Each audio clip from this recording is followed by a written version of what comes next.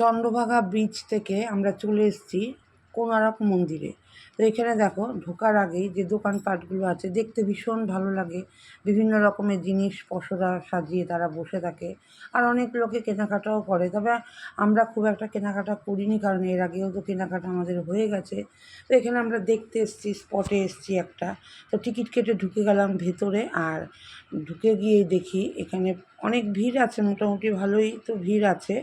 আর এখানে না, এখানে বলতে অল ওভার পুরীটাতেই তো রোদ গরম, তবে ছাতা নিয়ে আসলে ভালো হয়। আমরা ছাতা নিয়ে আসিনি, জায়গায় ছাতা খুলে খুলে দেখব। তো এখানে চলে এসেছি, আর এখানে কিন্তু গাইড আছে, তারা কিন্তু এই জায়গাটা সম্পর্কে বলছে। তো আমাদের আর গাইড নেয়নি, কারণ এই জায়গার যে হিস্ট্রিটা সেটা আমার ভাই জানে। এর আগে যখন আমরা এসেছিলাম তখনও আমাদের বলেছে, আর এখন ছেলে মেয়েকে বুঝিয়ে দিচ্ছে, তাহলে গাইড আর কিসের দরকার বলো।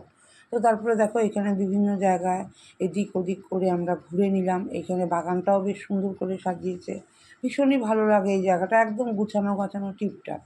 তো ফেরার পথে একটু এখানে যে বট গাছ আছে, বিশাল বড় একটা জায়গা বট গাছের, সেখানে একটু বিশ্রাম করে একটু জিরিয়ে নিলাম, কারণ এত রোদের মধ্যে ঘোরাফেরা হয়েছে। তো তারপর বেরোনোর সময় দেখি এই আমার সামনেই এই একটা এত ভালো জিনিস, সেটা ক্যামেরা বন্দি করলাম। তারপরে একদম গেটের সামনে আসার পরে দেখি আখের রস। তো এত রোদে ঘুরে গলাটা শুকিয়ে গেছে, গলাটা তো ভেজাতে হবে, তাই 1 গ্লাস করে আখের রস সবাই খেয়ে নিলাম। আর আখের রস, ডাব আমার তো ভীষণই ভালো লাগে, আর এই গরমেও তো আমাদের এই জিনিসগুলো দরকার।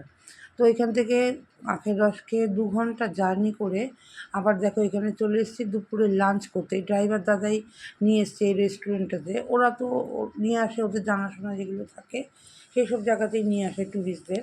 তো এখানে বসে ঠিক হলো যে এখান থেকে লাঞ্চ করে নিয়ে তারপরে যে বাদবাকি স্পটগুলো আছে সেগুলো আমরা দেখব, কারণ কি লাঞ্চ না করলে অনেকটা আবার দেরি হয়ে যাবে। তো এখানে গরমের মধ্যে বসে আমরা একটু জিরিয়ে নিলাম, তারপরে খাওয়া দাওয়া করে নিলাম। খাওয়া দাওয়া করে আবার বেরিয়ে পড়লাম আরেকটা স্পট, যেটা হচ্ছে ধবলগিরি। তো ধবলগিরি বললাম না, এর আগে আমরা এসেছি। আর এই জায়গাটা যখন আমরা এসেছি 10 বছর আগে, তখন কিন্তু এত ভালো সিঁড়ি ছিল না, তখন ভাঙা ভাঙা ভাঙা ভাঙা সিঁড়ি ছিল। যাই হোক 10 বছরে চেঞ্জ করে ফেলেছে। তো এখানে চলে আসলাম ধবলগিরি বা ধৌলি যেটাই বলি। তো এখানে ওপরে উঠে গেছি, আর সেই একই এখানে সমস্যা, রোদ গরম, আর এই মার্বেলগুলোতে পাড়া দেওয়া যাচ্ছিল না। সবাই তো খালি পায়ে এখানে আসছে, খালি পায়েই আসতে হয়। এখানে বৌদ্ধ স্ট্যাচু আছে, তো এখান থেকে দেখে আমরা আবার চলে আসলাম, আবার 1 ঘন্টা জার্নি করে চলে আসলাম নন্দনকানন জুতে, পুরীতে। তবে এটা একদম বেফালতু এসছি, শুধু শুধু টাইম ওয়েস্ট হয়েছে। কিছু নেই, কোনো পশু পাখি সেই রকমভাবে কিছুই নেই। তো এর আগে যখন আমরা এসেছিলাম না, তখন আমরা বাসে করে পুরো জায়গাটা ঘুরেছি। এখন দেখলাম ব্যাটারি গাড়ি, তো ব্যাটারি গাড়ি কিছুটা দূর যাচ্ছে, নামিয়ে দিচ্ছে, যাচ্ছে, নামিয়ে দিচ্ছে, এইরকম। তো বিরক্ত লেগে গেছে, তো এখান থেকে বেরিয়ে গেলাম।